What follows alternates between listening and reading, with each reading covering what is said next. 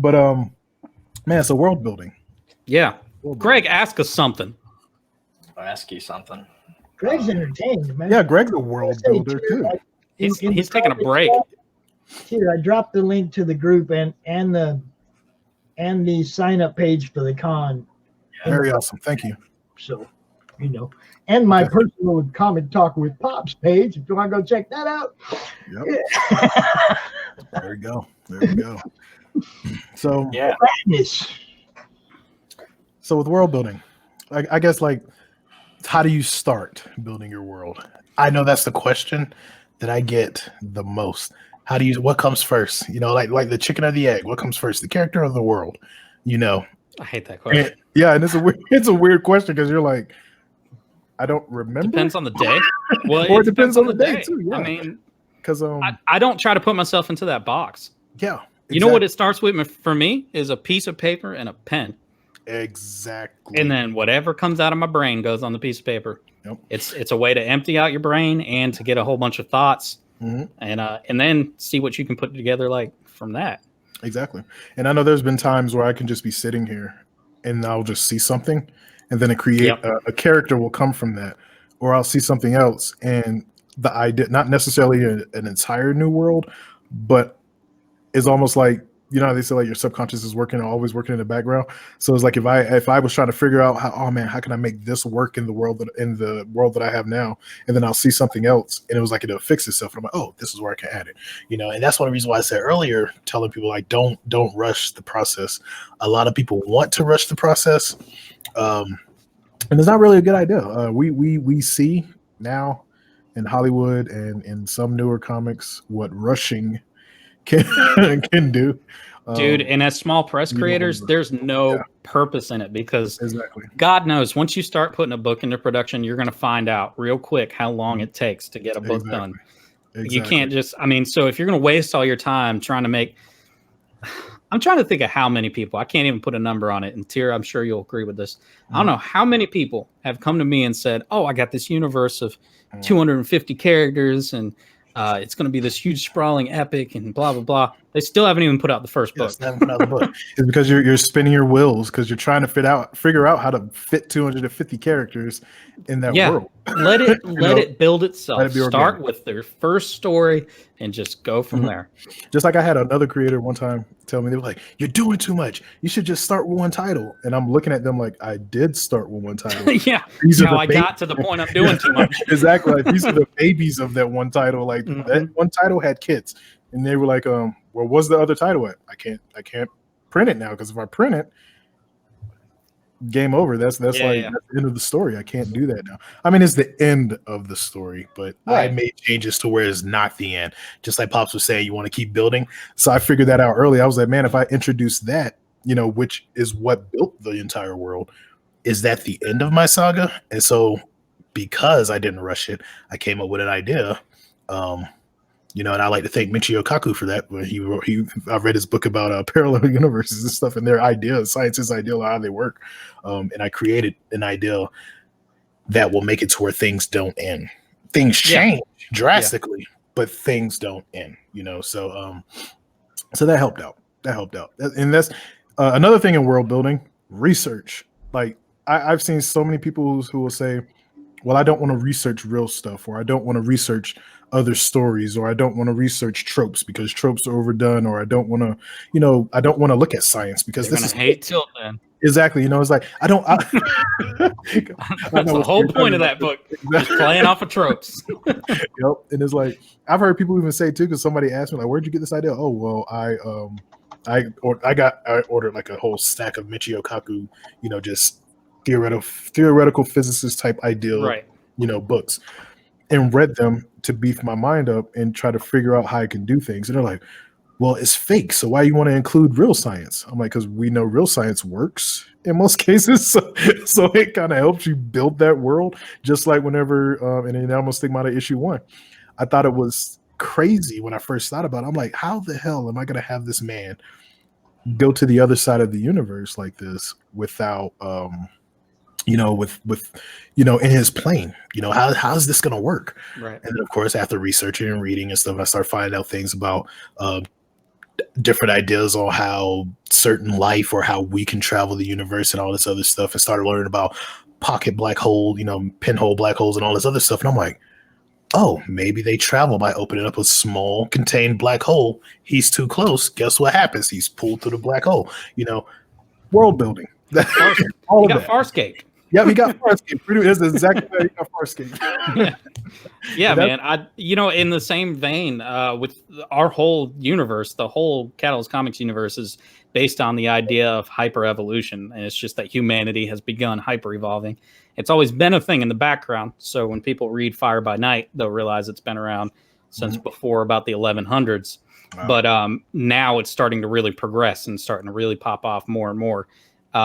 But when you start researching that stuff, not only does it give you context for the stories you're writing, but like for me, there's this one thing that happened when I was studying the actual pun completely intended, the evolution of evolution.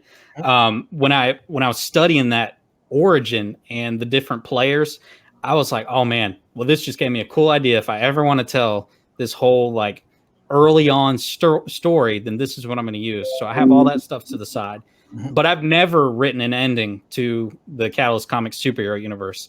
I have, and in fact, Greg got the idea off of me to be mapping, like map out your story, like a visual map. So now you guys will see every time we put out one of our new CCU titles, I'll post that picture again with a line through the next title that came out. And so for me, it's all leading up to that crossover. And then I know the stories that are coming after that crossover. But beyond that, I have a few of these stories that I think would be cool in the future. One of them would be like a while off. But I don't have a particular ending for the CCU stuff. Now, Welcome to Everville has an ending. One Last Job has an ending. Like all these other stories, I do write endings for. And so I try to write the ending and then just get playful with the whole in-between part. Yeah. I don't like dragged on long stories. I think that's a big problem we see in like Marvel and DC. People love these characters. That's great. But I don't like 12 issue arcs where, issue 1, half of issue 2, and then the last 2 issues are really good. And that whole middle section is just fluff. And it's just like pointless stuff. I don't mind a 12 book arc. I don't like I have to buy 15 different titles to get the whole story. Yeah. Okay. Yep. If you're going to do a crossover, you do it like they did back in the day, Avengers versus Defenders. You do it for a couple months, crossing back and forth, and that's it. Yep. No, I got to get this book and this book and this book and this book and this book and this. Come on, man. Dark Knight or not whatever that was, Batman Who Laughs series. Whatever. Batman's 30 titles. Yeah. The whole thing was ridiculous. They did the same thing with my favorite Asgardians, when they did that. I wasn't going to buy all those titles to get that story. I'm not a fan of all those books. Yeah. Fan of some of those books. Guess which ones I got? Those books. Fan of. Nope. And so I'm missing out on half the story because you guys are getting all crazy marketing. It ain't, it's like crossover is great, but my God, let's keep it. Within the boundary of respectability. It's like when it's just a money throw, man. Come on, you're not getting my money that way. Yep. Just like and it's funny you mentioned that because that was one of the things I thought about too in the process of building my world. Because most creators, even though a lot of people say they don't think about the future, they just think about them. But I tend to every time I'm writing something, my mind drifts off to another title or drifts off to the future of this title or the future of that character to make sure that even the past, to make sure that in that present, they're doing what will lead them to who they're trying to be. And they're kind of keeping into, even though people can change their mind and do different things, it's still kind of leading them, from their past events. That's how they got there. Yep. But even with that, I was thinking about my crossovers because I do have a crossover plan, which is going to be a massive crossover. Cypher Team is already leading into that because you're going to start in issue 3 in particular. You're going to start learning about the past because Cypher Team kind of, even though it's a new team, 2 members of the team were heroes over a decade ago. They were part of the original team, So this new group, they've been training together, and all this other stuff. So they're they're vetted.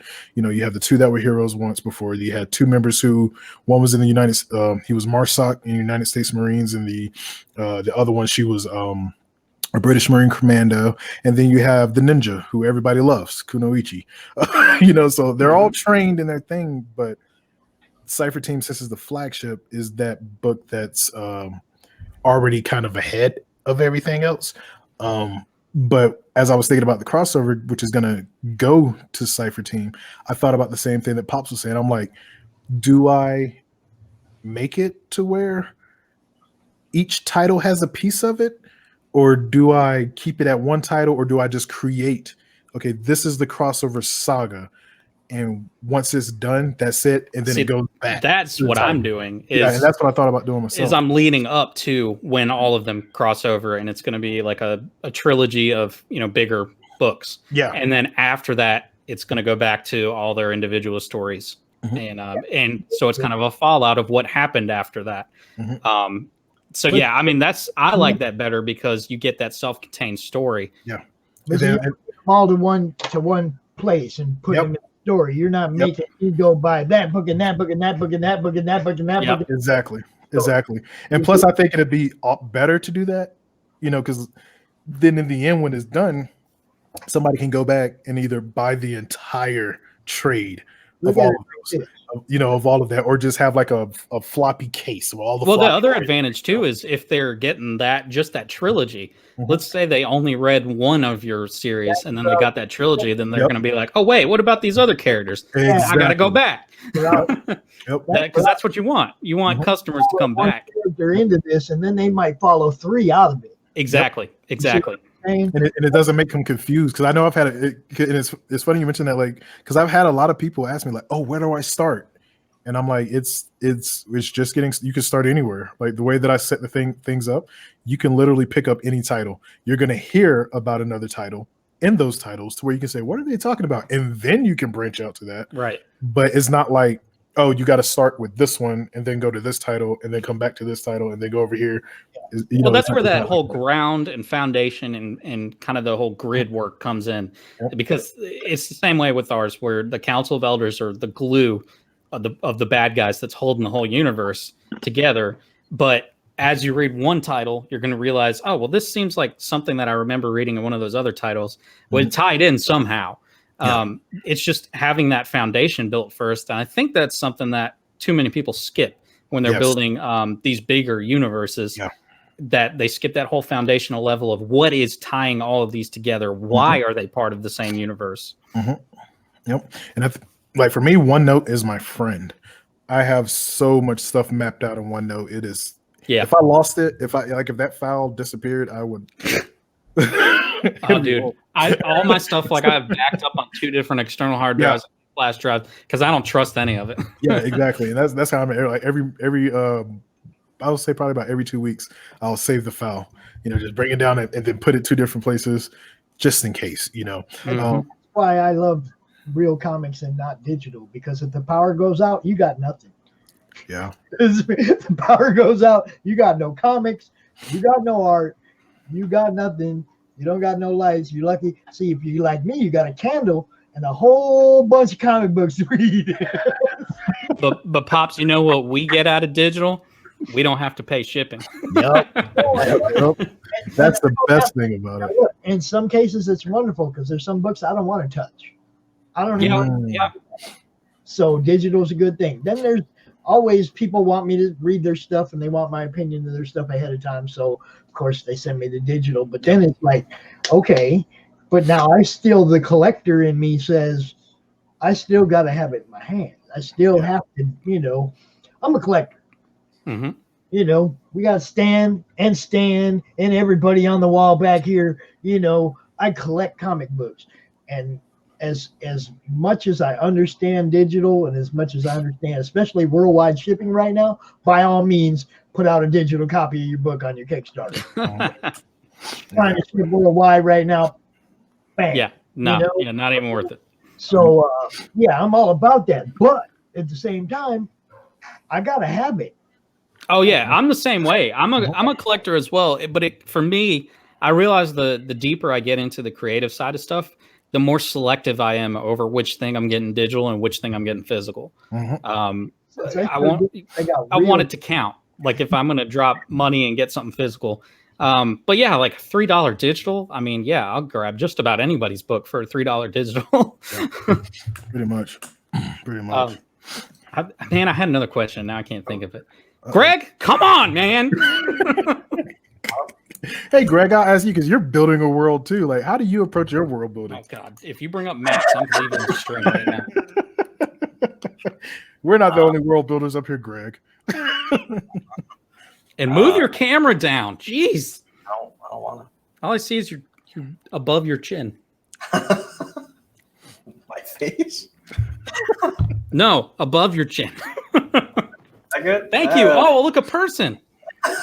He does have a chin. That's right. He's not chinless, Greg. I don't even know how to start.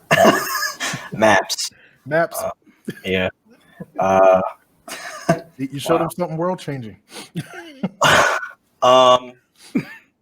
Well, yeah, I don't know. It's just a lot. Yeah, see, Aaron didn't want to hear about maps. So told you I was going to leave if you brought up maps. Well, we have a video game that coincides with it all. So that's starting to come out next year.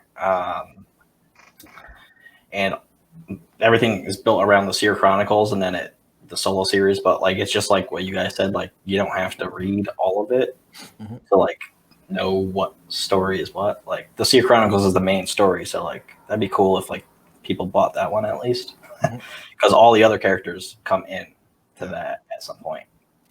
So Seer Chronicles, that's your flagship. That's why I think it's good, especially for indies. Like if you're gonna do connected universe, like have a flagship. Because I remember I mentioned that to someone. I was like, "Well, Cypher Team is my flagship." I'm like, why do you have a flagship? Because it's my goal. Is my goalpost. It's the ship that's in the middle that's leading all the other ship. You know. Yeah. Mine was accidental because I didn't go into it with the idea of a flagship. Because there was all these. Flagship? It just became it. Yeah. I always created him as the character everybody would like kind of just fall in love with, and just for the humor and for there's still that element of darkness, but there's something bigger building. But even though Paradigm was the first book, Tilt kind of just took on its own little fan base, and I was like, yeah, screw it, let's go with it. I'm not going to fight the tide. Seer Chronicles was like my original like over 1,200 page story that I wrote, and then I broke that into like a gazillion issues, and then everybody really liked Ink, so I guess I have to make another one of those. Oh man. They liked my stuff, man.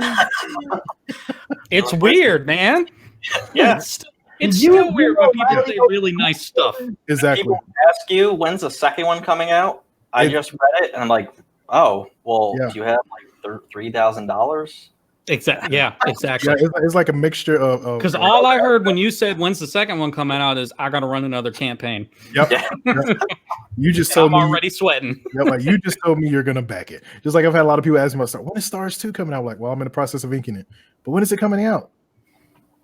I need about another $1,000 to finish that. Yeah, see, you just hit on something that drives me nuts when I talk to other indie creators and they say, "Man, you got to keep the momentum. You can't wait a year between books and all that kind of foolishness." Yeah. That is crap. That's a load of crap. If people like your project and they like your product, your characters, they will wait and they'll come back. And I know that from experience now. Yep. They will come back. It's just consumerism. It's if you see something you like, you get it, you like it. If they do another one, you're going to go and you're going to get it.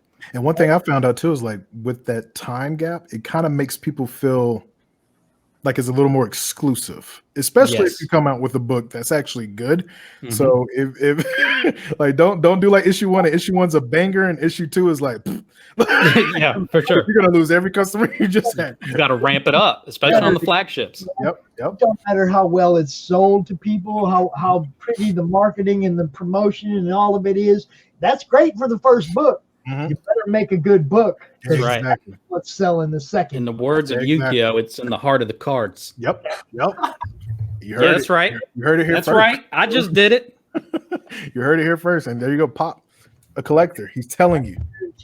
Books have to go get better and better, and that's what I did too. Like sells the second book. I can promote the hell out of it, but if it ain't no good, I can't help you on book 2. Exactly. Exactly. Our first like Seer Chronicles issue, it was kind of a so we remastered that, and the second issue was like amazing, and we're like, wow, well, I'm gonna remaster the first one because one, different artist, and just the original first issue is just like all over the place. The artist didn't add all of the stuff that I had in the script. Now I just want to know, how bad was it? It wasn't like some people said that they liked it, and I was like, that's cool, but I didn't, and I'm not saying me. I'm saying that's what you said. I'm not saying me. I got it. I liked it. Yeah, because like some people are like, you're a really good writer. I'm like, thank you. Which one did you read? Well, the reason I say that though is because there's also for us, something that we noticed is the people that have backed us on every single project were the ones that were there for the first one, and they're still coming back, and so they're seeing that growth as well. And so for us, we decided like Paradigm. I mean, God knows, like my lettering, and it was Matt's first illustration for an actual comic, and I think we pulled it off rather well. I think the story speaks for itself, and it leads up to something that you want to see more of, which is great. You know, we kind of just hoped for the best, and it stuck. But the reason I say that is because I think there is something to that whole letting people see that growth. I think those are the people that really get connected, and you'll see them constantly coming back. So for us, I'm not going to remaster the first issue. I'll remaster it for the trade. I was about to do that, but like Travis Gibb, I actually asked him because he was one of the few that were confused by it, and like he wasn't the only one confused. There was a couple others, and I was like, oh, okay, I guess I'll remaster it since it's so close to the first one still. But if we were like on issue, let me ask you this, Craig: did you have to pay to remaster it? Oh yeah, you shouldn't have remastered it. I'm just gonna say it like it is though, because people see that growth. You know, because are those same people that said that? Did they support the second one? Yep. Cool. Done. Moving on. I get what you're saying though, because I know, like for me, I've thought about that for my Arisha Exos, which was the first book I printed, which is on the SeerNova platform. Yep. And that was the first one. I printed, and I'm like, my very first print was my learner print. Those books are in a safe in the middle on an island with a moat around it because they are horrible. where they can hurt no one else. Oh my god, yeah, where they can hurt no one else. The first print ever. Yeah, and this is the first print Sovereign Comics ever released, and I think there's only 5 of them out there in the world that sold. So whoever brought those 5, thank you. And if this gets big, you're going to be billionaires because those books are seeing the light of day ever again. Famous, and those 5 books, are priceless. Exactly. You know, because people came by and they looked at the book, like the letter, like I know y'all seen my books recently, so my lettering is way better.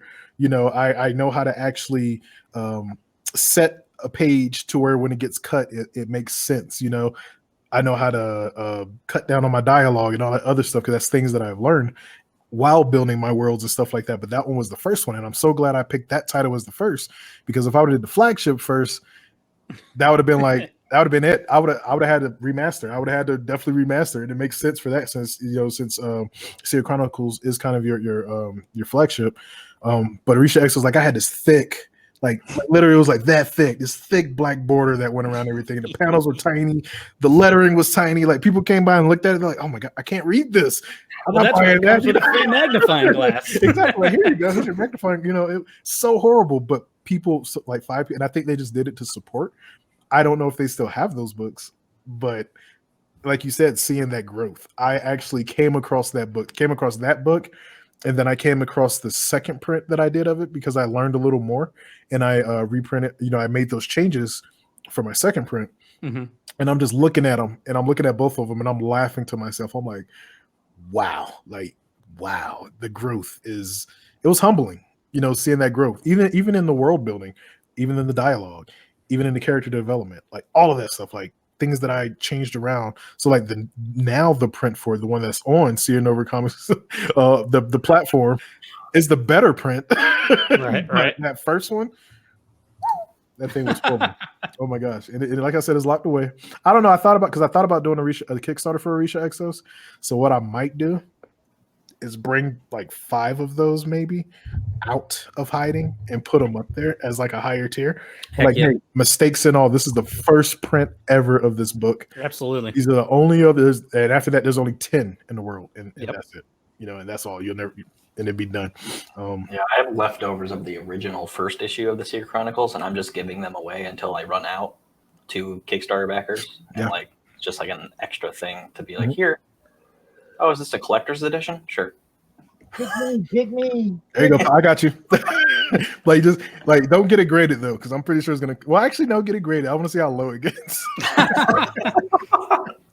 Well, the paper stock's good. Yeah, it's good paper. That's all they say. It was like I was telling you when I was on your show, talking about marketing and stuff.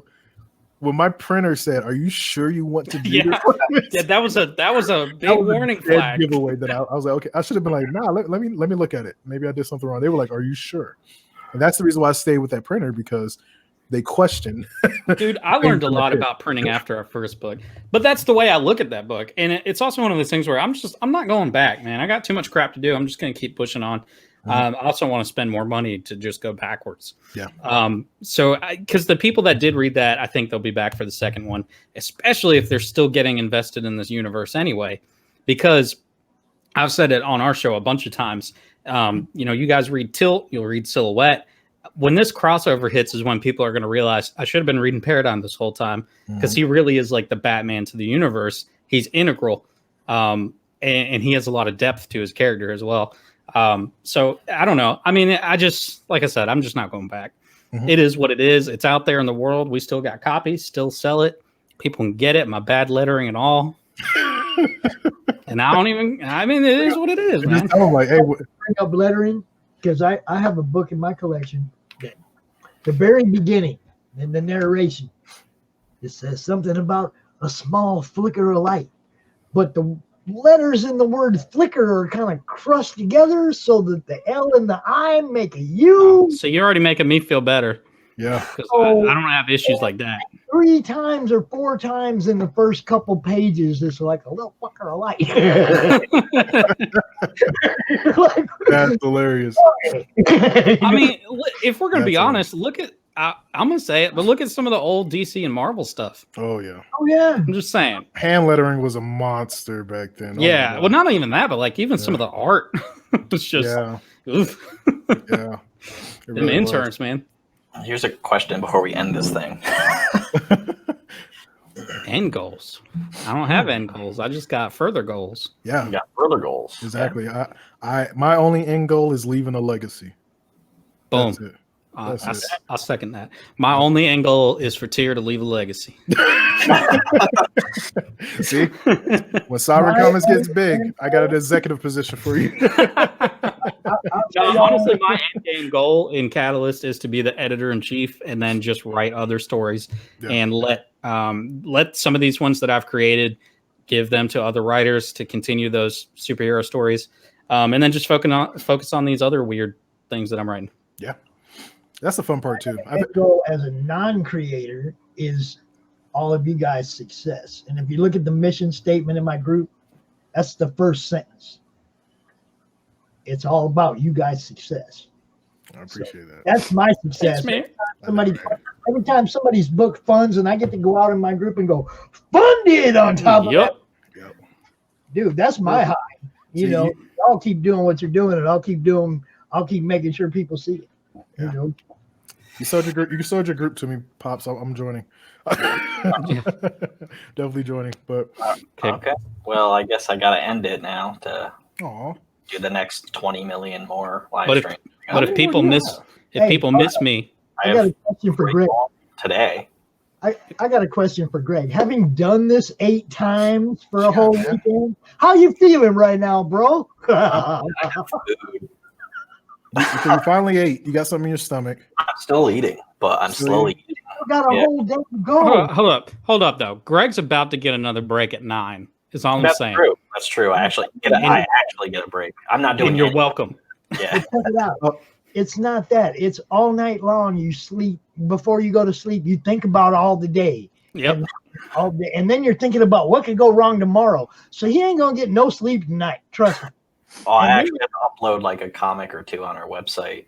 Go to sleep. I just do it tomorrow. Tomorrow evening, he's gonna be like, man. Guys, if you all miss me too much, you can come see me in an hour. I'll be on this whatever this is, but this time with a guitar. Yes, it's gonna the be. First time I did CromCon, I did Friday, Saturday, and Sunday. And Sunday night, I was wiped out because I sat in this chair for 12 hours, 3 days straight, talking about people's comics. So that's how I feel going to a con. We just do it 2 days now, because 3 days was crazy. Yeah. But trial by fire for Greg. It's his fault. He set it up. Hey, I'm watching him. My only suggestion is to keep it all on one stream so that people don't have to keep going out, coming back in, trying to find you. They don't know where you're at. And sharing your thing to 10 groups 10 times during the day is kind of spamming. If you share it to them once in the morning, people can find it all day long. He's going for banning after this weekend. Oh yeah, I'm definitely gonna get like in jail again on Facebook. See? Right. See? That's why you need to stay on Instagram, Greg. That's right. Where they don't ban. Where did you get banned over there? I have got banned for messaging too many people. Yeah. They're like, all right, you're a robot. I'm not going to keep Greg. 9 o'clock for me, guys. Yeah. Come back and hang out because it's going to be really stupid and funny. Greg, thanks for having me, bro. Thank you, Greg. Go eat. Go eat, man.